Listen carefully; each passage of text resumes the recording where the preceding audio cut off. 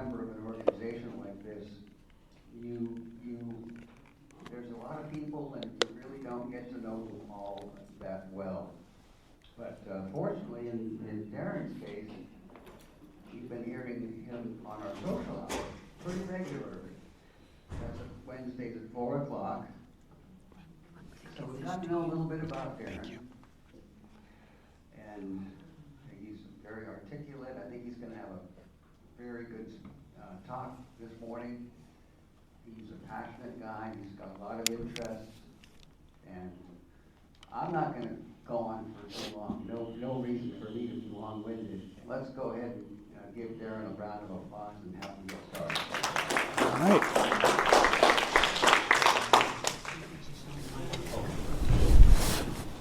All right. All right. I sound good? I sound good? Yeah. All right, everyone hear me? A little closer to the microphone. Yeah. Okay, perfect. All right. Oh, it's like a podcast mic. Perfect. All right. Whew, excuse me. All right, you guys. Thank you guys for having me. For those who do not know me, my name is Darrin Harvey. I've been a member here at the Silicon Valley Council of the Blind for a year. My year anniversary was actually last month. So, yeah. Made it a year. And it's been such a joy to get to know you guys.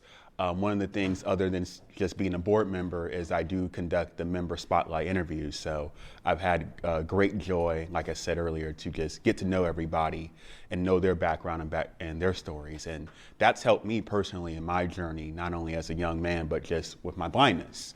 For those who don't know, I do have glaucoma.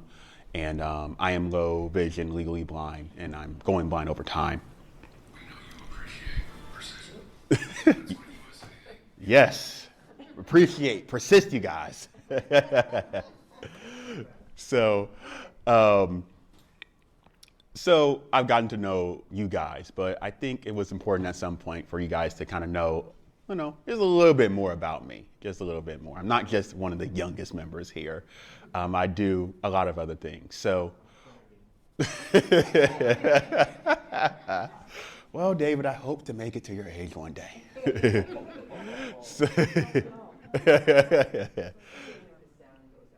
So one of the many things I'm passionate about and kind of what I do for my career is I am into finances. I'm a financial coach and educator, and I'm obsessed about personal finance, particularly about financial security. And everybody, regardless of age, kind of understands the importance of finances and being good with your personal finances. So I'm not going to talk too much about why that's important. Oh God, I got loud. But I'm going to talk more about why I'm, obsessed with it. I am, admittedly obsessed with personal finances. To the point where I actually started my own nonprofit, and it actually launched this week. It launched on Monday. So my nonprofit went live, and it's called Financial State of Minds. Now, the mission at Financial State of Minds is to bring financial literacy and education to communities who are disadvantaged so they can have access to these resources and kind of have a one-stop shop to where if they need to learn about personal finance or anything to do with money, they can come here, whether it's virtually or in person, and I can provide those services. And I've been doing that for a little bit already. But the nonprofit aims to expand beyond that. So I normally do like one-on-one coaching sections, but with the nonprofit, I want to do workshops, we're going to do group cohorts, we're going to do virtual seminars, and of course, public speaking, because I like to talk. And also, I want to continue my podcast. I do have a personal finance podcast where I talk all about finances and, continue with building resources to make sure that finances is as easy to understand and accessible to everybody as much as possible. But again, not here to talk about why finances is so important. I think you guys all know that. I want to tell you guys more about me, about why and what led me to being obsessed with personal finance. So if you guys don't mind, I'm going to take you all the way back to the year 1990. That was the year I was born. So for me, that was the beginning. For a lot of you guys, maybe not so much, but. So I'm originally from Hayward, and I was lucky enough to be born in with my mom and dad around in my life, and I have an older brother, and I grew up in Hayward. And I grew up in a 4-bedroom, 2.5-bath house in a quiet little neighborhood around the Chabot College area, if you guys know that area. And I had a good life to the point where I would admittedly tell you guys I was spoiled, kind of spoiled. Not bratty spoiled, but I was a bit spoiled growing up. Very comfortable life. If we had to talk about social economic class, I would be a middle class background, and you can even argue a little bit I might be upper middle class. We were very comfortable financially. So again, very lucky to have my parents, but I want to put a spotlight on my father right now. Now, I want to ask you guys my first question. Who here likes sports? Any type of sports? Anyone here like sports? Yeah. That's right. Oh, I heard baseball. Rob, is that you? That's right. Well, Rob, you may not know this, but my father was a baseball coach for Little League. And he was my baseball coach. He was my coach, mine and my brother's coach for Little League. So I have a lot of great memories of my father, me, and my brother playing catch. And just imagine little old Darrin just running around, and he had a little league mitt in one hand, and we just play catch. You catch. Sometimes you don't always catch the ball, but you're going to throw it, right? You're going to pick it back up and throw. You're going to throw, catch, the ball. Love doing that with my brother and my father. Great memory I have. But my father wasn't just my Little League baseball coach. He was my coach overall because he was like my life coach. He was my father. He taught me many things. And of course, he taught me stuff about finance. But I'm going to tell you some ways that he taught me about finance. Now, another thing that I'm so glad that everybody in this room knows about is something called a newspaper. You guys remember those? I remember. I'm old enough, you guys. I might be young, but I'm old enough to remember the newspaper. The driver would come and throw it on the front porch. And I remember my dad would go grab the newspaper. And he would grab the newspaper, come to the kitchen table. We had this big, beautiful wooden table. And he would open up the big newspaper, and he'd have his coffee, and he would have a pastry. Now, for those who know me, anyone want to guess what pastry that might have been?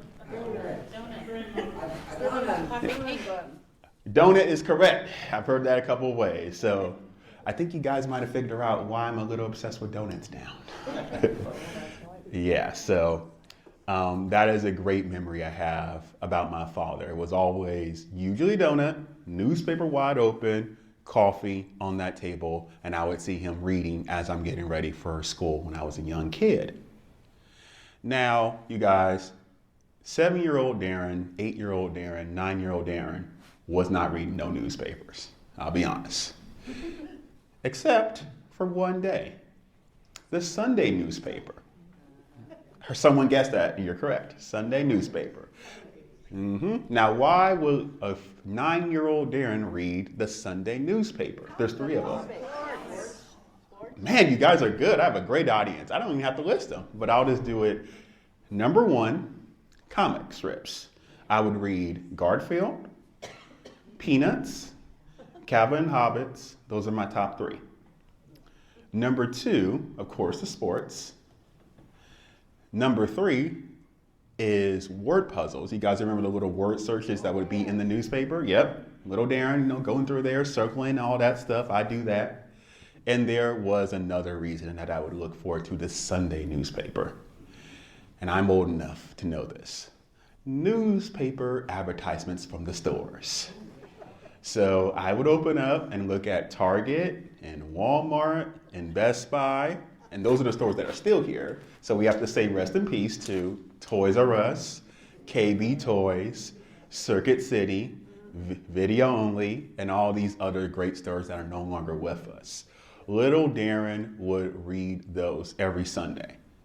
Now, why would I read the advertisements at 9, 10 years old and get excited about that? Because you want stuff. Dang, you guys are good.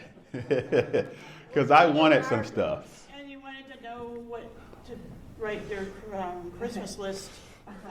Oh man, see, that's going to be in speech number 2. But there is a particular thing, because I was a lucky, remember, I was spoiled Darrin. I didn't have to always wait for Christmas.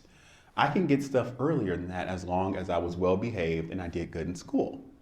But there was one caveat, and I will tell you guys that caveat in a second. But that comes with another story. So, my dad's the focal point, but my mom was there too, and we would both go grocery shopping. And, I had great memories of them taking me to Food Max and Walmart and Target and places like that, Safeway. And I was the lucky kid. I can get like the main brand cereal, the main brand snacks. I had a possibility I can get those things, you guys. Very lucky kid. But there was that one caveat I mentioned.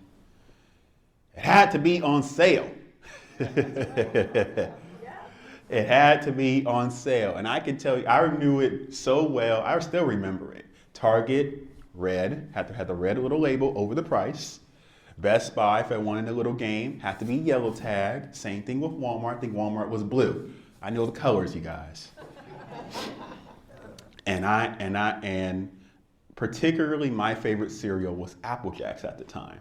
So if I wanted Kellogg's, keyword Kellogg's Apple Jacks, the only time I got it was it had to be on sale. That's right.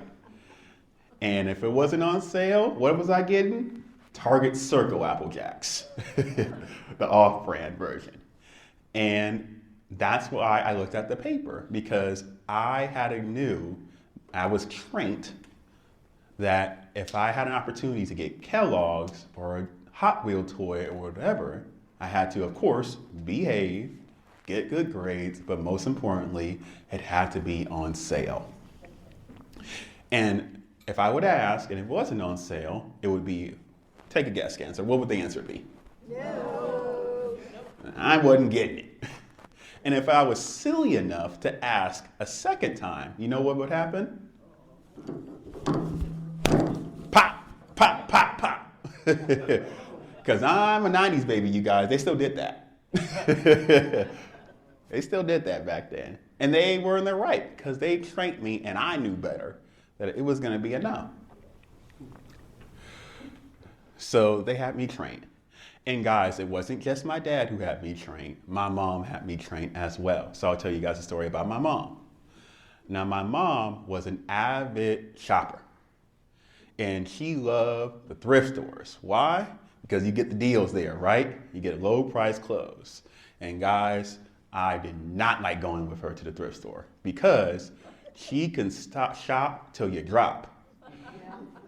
Man, if she was ever a contestant on Supermarket Sweep, the store where you would go around and shop and try to guess the prices, she would have won that game, because she was in that store and she would look through every single clothes item, because she was shopping not just for herself, she'd be shopping for herself, me, my older brother, and my dad. And she'd be in that thrift store and I'd be forced to sit on the bench. If I'm lucky, I had my little gray Game Boy at the time, 2 games, maybe tops, and I have to sit there and watch her shop for literal hours at a time. But I understood, because she always walked out with like 20, 25 pieces of clothes and didn't spend a lot of money for them. So I totally got it. So now, Darrin, what the heck does anything of this have to do with personal finance? Well, I'm gonna be honest with you guys. Again, I was lucky, but I, like I'm sure most of you guys, did not have my mom and my dad. My dad did not go walk up to me, sit down. I'm pulling up a seat for you guys. Be like, and my dad sits me down and goes, "Hey, Darrin, today we're gonna learn about credit. And I'm gonna teach you about FICO. And we're gonna learn how you can have an 800 credit score." Those were not the conversations I had with my father. My mom did not sit me down and go, hey, Darrin, today we're going to learn about the Dow Jones, the NASDAQ, and the S&P 500, and you're going to learn how to invest. Yeah, Darrin, aren't you excited about that? Yeah. Not at 9 years old. No, and not at no point in my life, because that's not how my parents taught me personal finance. And I'm sure you guys relate to that. Most of our parents did not just sit us down and taught us about how to manage our money or how to invest or anything crazy like that. What I find with most people, including myself, is you learn through modeling. You just watch your parents. If your parents didn't stress too much about money, you would notice that. If your parents were worried about if they could pay the light bills, well, you learned about that too. Now I'm gonna continue. So, as you guys know now, I had a very blessed childhood. But little Darrin has to grow up, right? So I became an adult. Obviously I'm here, right? So I made it to adulthood. Now, unfortunately, when you grow up, and everyone here knows this, probably better than me, you face some real obstacles and challenges when you become an adult. And my very first one, I faced pretty much right away. Unfortunately, my mother had cancer, and she got it when I was about 16, and she was only 53. And unfortunately, she would succumb to that and pass away only 2 years later, when she was 55 years old, and I was 18 years old. Had only been an adult for about 6 months at that point. Now, that was my first blow to my safety net, my emergency fund, as they would call it. I didn't have my mother no more, but it was okay, because I still had my older brother, and I still had my dad, had my father. And I'd like to tell you guys another story of how my father continued to support me. Now, I was blessed enough to be able to go to California State University, East Bay. And I attended there all 4 years, and I was able to graduate. Now, I'm gonna tell you guys why I was able to graduate. Other than me hardworking and partying hard, of course. There was one time where I needed financial aid. Actually, I used financial aid for all 4 years. My mom passed away in 2008. I'm sure we all know what happened around that time, the great financial crisis. And my dad had stopped his career and stopped working so he can take care of my mom. And he never really could find consistent work afterwards. But it was okay. I was in college. I was in my own world. And one day I realized that I wasn't getting my grant money, my FAFSA money. So I went up to the campus one day and I just asked the cashier, one of the people there, like, what's going on? Like, classes are due yesterday. I still haven't gotten my funding. What's going on? And they explained to me that I had incorrectly filled out the FAFSA forms and I was no longer qualified to get those funds. And they were like, Darrin, you owe $3,000 to us or you about to be kicked out of your classes. And matter of fact, we're already kicking people out. We're going by last name. The last name at the time was D. So I heard that news, guys, and I panicked. I was freaking out, like, oh God, what am I gonna do? But I was like, oh wait, there might be one person who can bail me out. You guys wanna guess who that one person was? That's correct. So I called my dad on the cell phone. He picked up, he said, don't worry, I have the money, just come home. So I ran to my car, and this is the only part of the story you guys promise can't tell anybody. Stays in the room. You guys promise? I sped down that hill and broke so many speeding laws to get that check, you guys. Ran in that house, saw that same kitchen table that the newspaper would be at, and said, there's a check, $3,000. I'm like, great. Grabbed the check, and again, you guys promised me. Sped faster, broke even more speeding laws, and got up that hill, went to that same lady, gave her the check, cashed it. I was saved.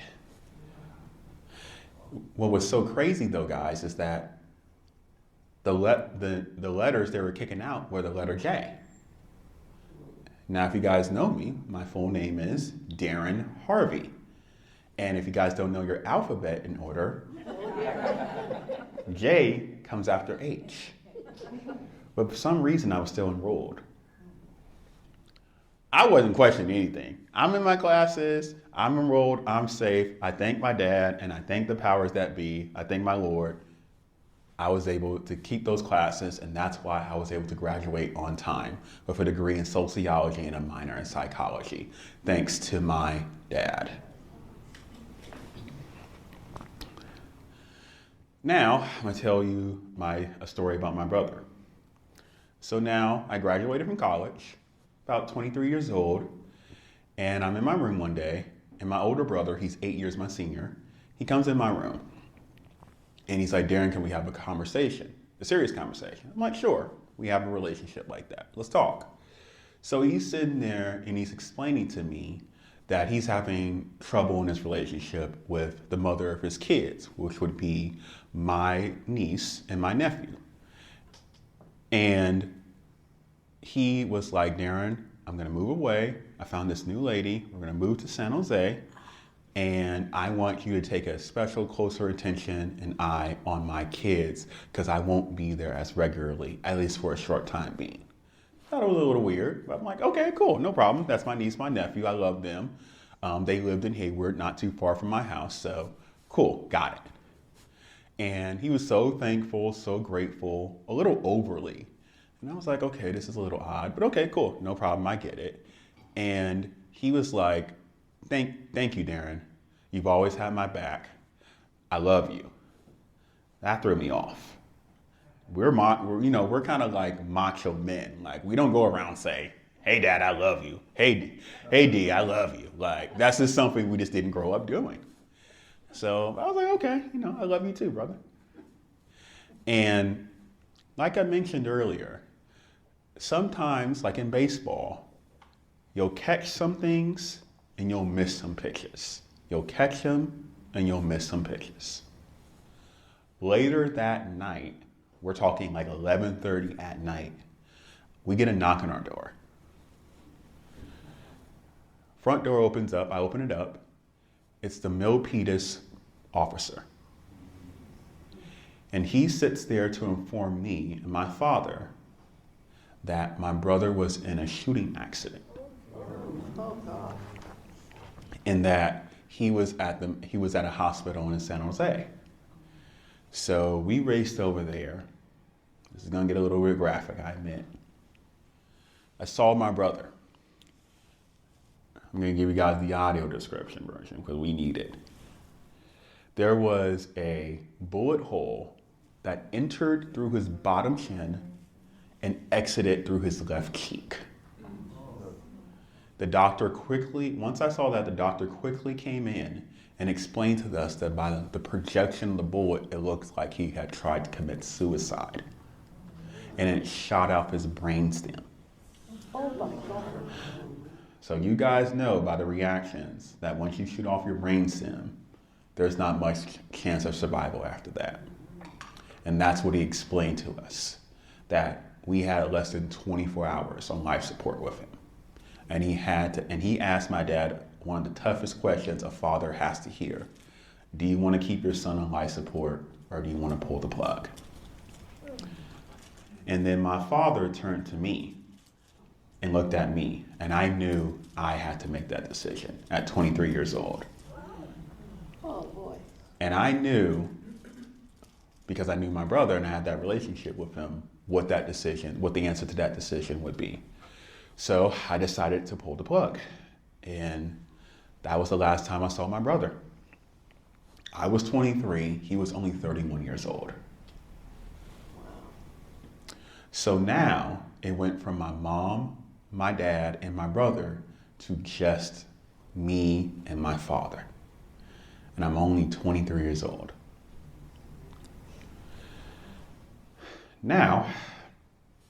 not too long after that, things had quieted down, kind of got used to this new situation. And I'm in my room.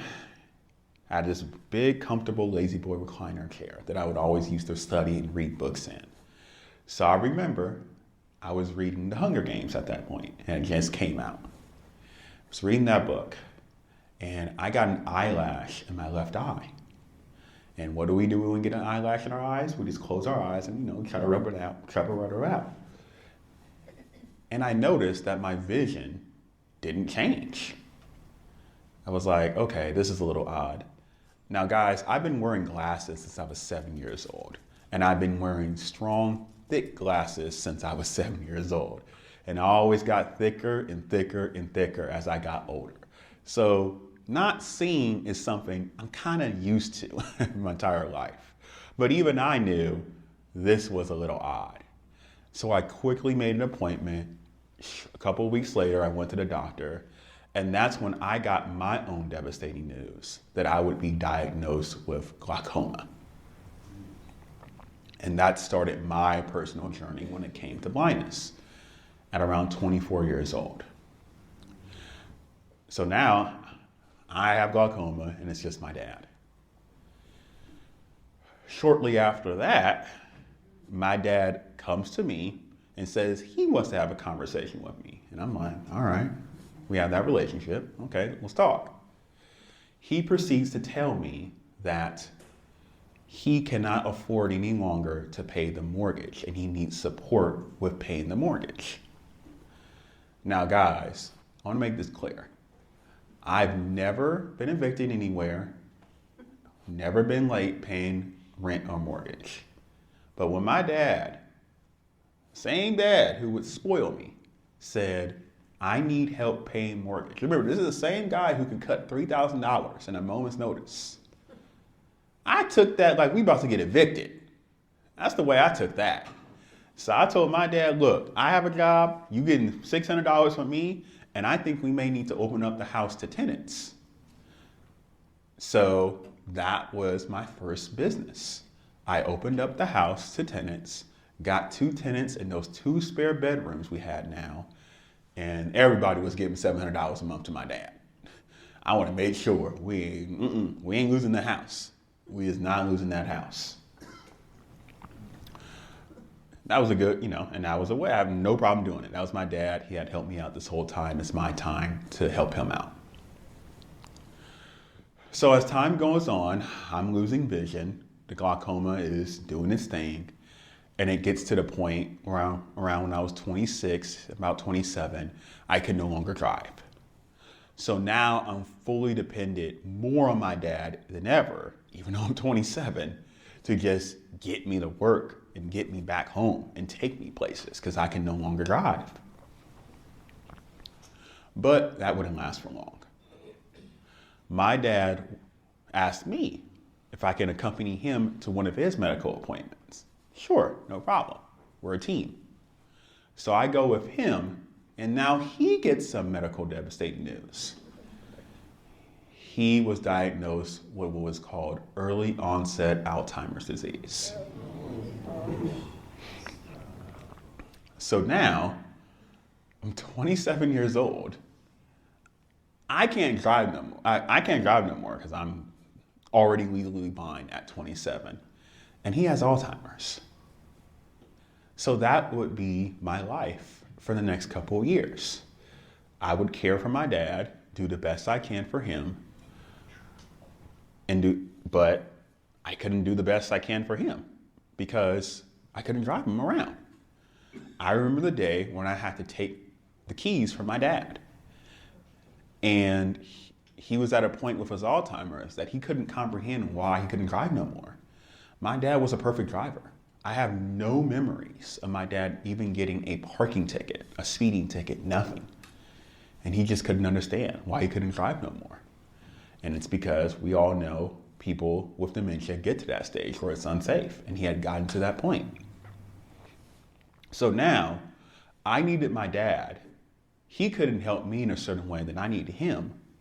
But I'm sure you guys understand, you guys more than anybody understand, When you have a disability and you can't help somebody in a certain way because you have a disability, you don't forget that. It kind of irks you. And there's a lot of stories I can tell you guys about how I was caregiving for my dad.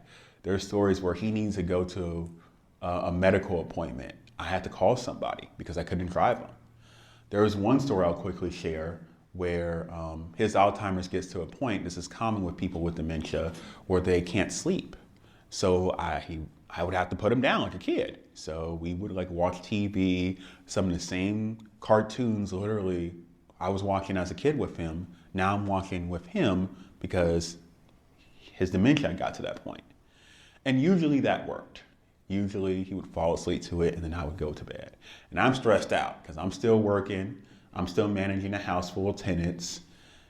And I'm also my dad's primary caregiver. So it's not like I'm over here happy-go-lucky at all. I'm stressing out, you guys. But one day he couldn't go to sleep. And he straight up asked, "Hey, Darrin, can you drive me to the hospital? It's 2 a.m. in the morning. I'm blind. I can't drive him clearly." So I had a choice to make. Call an Uber and hope he even gets in the car, or wake up my tenant who's asleep and ask him nicely to take him to the hospital for me. Guys, I've had this disability for 10 years. That still irks me that I couldn't do that for my father. This is the same man who had no problem getting me a toy, no problem taking me somewhere, no problem taking me to sporting events. I couldn't drive him. But let me share with you guys the actual moment. This is the moment I'm about to tell you guys where I became obsessed with finances. My dad had got to the point where he needed further assistance. I could not be his sole caregiver at this point. He had to move out the house. He had trained me to budget and track finances. So I did that on a Google spreadsheet. One column, all the income we brought in. One column, all the expenses we brought in. And we were doing good, guys. We were doing great. We were bringing in, between my mother's pension, my dad's Social Security, my job, and the rent money, we were bringing in, by the way, after taxes, $12,000 a month. $12,000 a month. A lot of money, right? Clearly, a lot of money today, and this is 2019. However, it wasn't enough. The caregivers I had hired that gave 24/7 care to my father, I was paying them $10,000 a month alone. Yep. And I remember the facility I wanted him to be in was $15,000 a month. I still had a house bills, groceries, all the other expenses that you just need to live. That all added up and totaled $17,000 a month. Guys, that was 7 years ago. I still remember that moment, that feeling like it was yesterday. I couldn't believe it. How am I in a world where I'm making 12 grand a month and I can't provide the best care possible for my father? It had absolutely crushed me. Now, I was lucky because we still had the house. So we were able to take out a loan from the house, and that's eventually and inevitably how I was able to afford to take care of my dad and pay for the expenses. It was the house.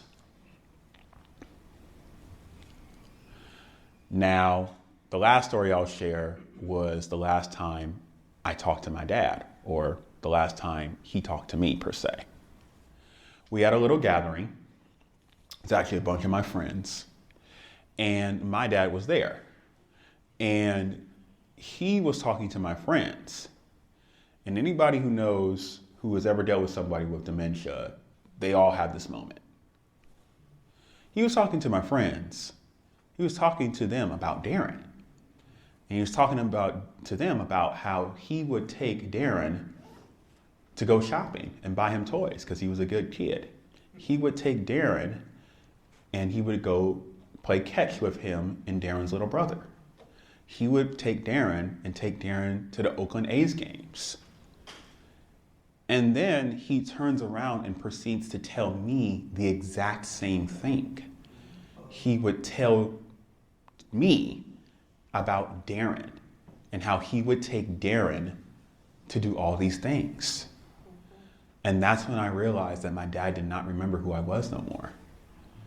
He was literally talking to Darrin about Darrin.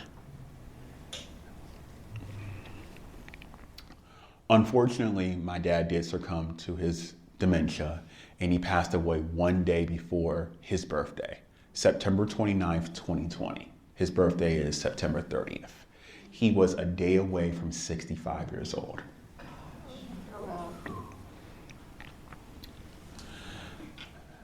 And that was it, you guys. It was just me and out of my immediate family. I was only 30 and I had lost them all. My security net, my emergency fund was drained. My family was gone. All I had at that point was the house that I had grew up in since I was 3 years old. Now, again, that's my background. That's my story. How does this all, again, connect to personal finance? Well, one thing that I learned with working with a bunch of my clients is we are all in our situation when it comes to finances for one reason or another. I've literally heard every story in the book. There are stories where it is completely the person's fault. They were like gambling and then now they have like 20, 30K in credit card debt. And there are stories like mine where we were just dealt a bad hand. But what's interesting about personal finances is that no matter how you got your 20K in debt, 30K in debt, 50K in debt, whatever that number is, the steps you need to take to make your situation better is the same. It does not matter if you got your debt from gambling. It does not matter if you had a whole bunch of medical expenses. It does not matter if you're unlucky enough to be born with a disability. It is ultimately your responsibility to get yourself to a better place when it comes to personal finance. It is ultimately your responsibility to figure out how you're going to manage your finances. It is ultimately your responsibility that if somebody or a loved one needs financial support, you find a way to be able to do that for them.